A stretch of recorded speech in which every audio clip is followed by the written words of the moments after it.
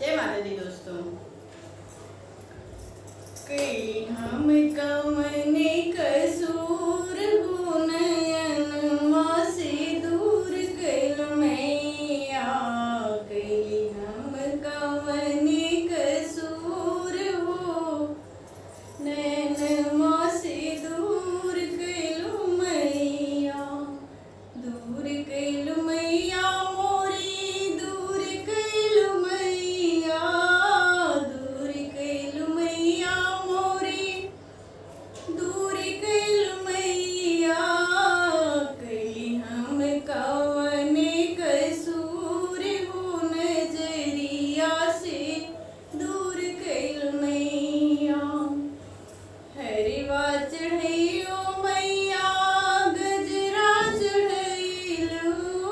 हरवा चढ़ैलो मैया, गजरा चढ़ैली। चुनरी ओढ़ैली भरपूर हो।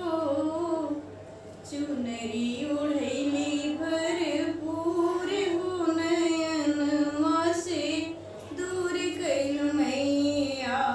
कइली हम कवने कसूर हो नयनवा से दूर कइल मैया।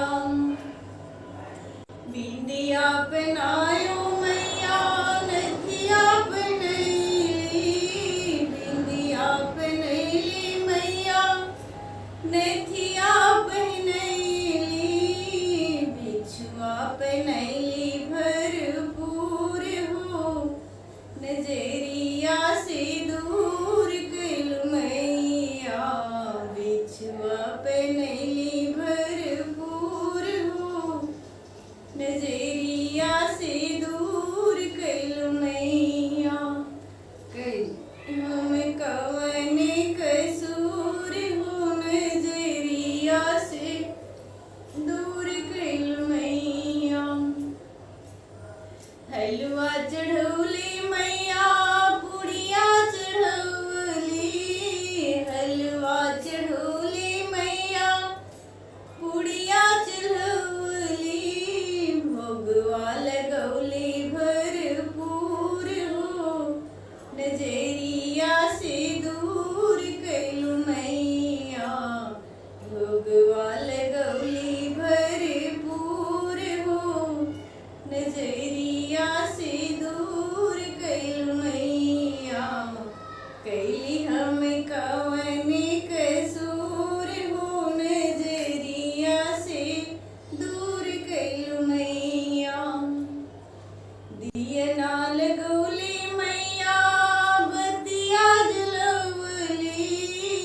दियना जलौली मैया, बतिया जलौली। आरती करैली भरपूर हो। आरती करैली भरपूर हो नजरिया से दूर कइल मैया। कइली हम कवने कसूर हो नजरिया से दूर कइल मैया। गोतिनी बुलैली मैया, चौक पुरवली। गोतिनी बुलौली मैया, चौक पुरवली। पचरा गवैली भरपूर हो। पचरा गवैली भरपूर हो नजरिया से दूर कइल मैया। कइली हम कवने कसूर हो नजरिया से दूर कइल मैया।